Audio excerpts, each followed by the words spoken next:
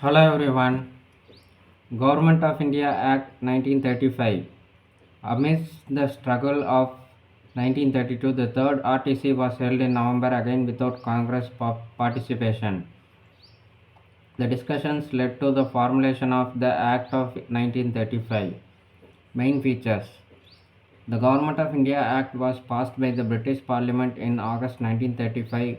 Its main provisions were as follows: an All India Federation. It was to comprise all British Indian provinces, all Chief Commissioners provinces, and the Indian states, princely states.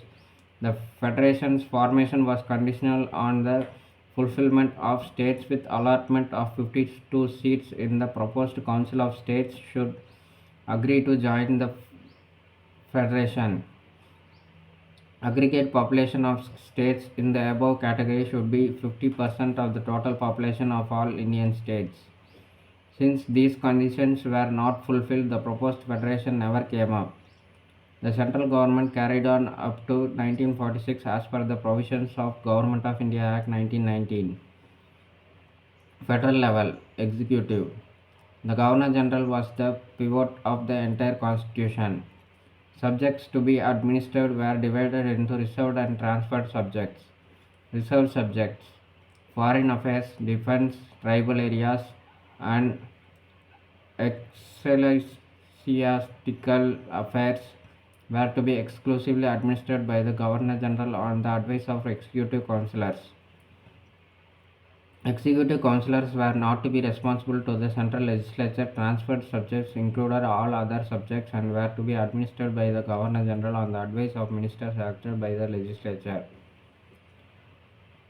These ministers were to be responsible to the federal legislature and were to resign on losing the confidence of the body. Governor General could act in his individual judgment in the discharge of his special responsibilities for the security and tranquility of India. Legislature. The bicameral legislature was to have an upper house, Council of States, and a lower house, Federal Assembly. The Council of States was to be a 260-member house, partly divided, directly elected from the British Indian provinces and partly 40% nominated by the princes. The Federal Assembly was to be a 375-member house, partly indirectly elected from British Indian provinces and partly one-third nominated by the princes. Oddly enough, election to the Council of States was direct and that to the Federal Assembly indirect. Council of States was to be a permanent body with one-third members retiring every third year. The duration of the Assembly was to be 5 years. The three lists for legislation purposes were to be federal, provincial, and concurrent. Members of Federal Assembly could move a vote of no confidence against ministers. Council of States could not move a vote of no confidence. The system of religion-based and class-based electorates was further extended. 80% of the budget was not votable. Governor General had residual powers. He could restore cuts in grants, certify bills rejected by the legislature, issue ordinances, and exercise his veto. Provincial autonomy. Provincial autonomy replaced diarchy. Provinces were granted autonomy and separate legal identity. Provinces were freed from the superintendence or direction of the Secretary of State and Governor General.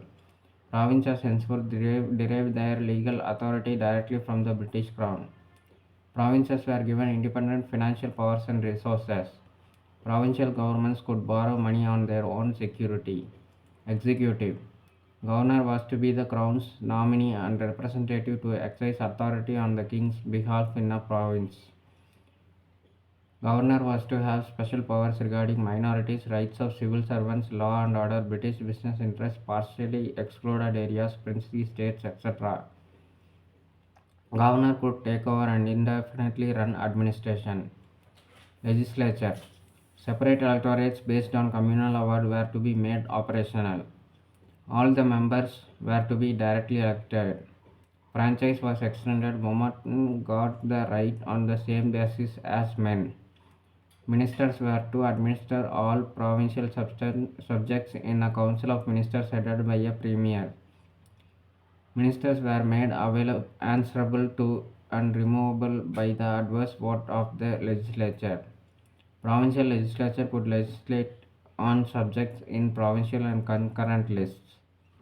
40% of the budget was still not votable. Governor could refuse assent to a bill, promulgate ordinances, and enact governance acts.